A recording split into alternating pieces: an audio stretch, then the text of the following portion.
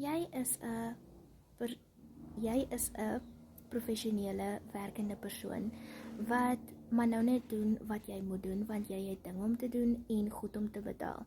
Maar dit is nie eintlik wat jy wil doen nie. Ek het ook 'n tydjie gelede my prakties gedoen as 'n persoonlike assistent en ek het besef dat dit is glad nie wat ek wil doen nie. Voordat ek my prakties gedoen het, het ek altyd gesê dit is wat ek wil doen, maar toe ek dit begin doen, het ek besef dit is nie wat ek wil doen nie. En ek wil nou werk daarna toe om te doen wat ek graag wil doen.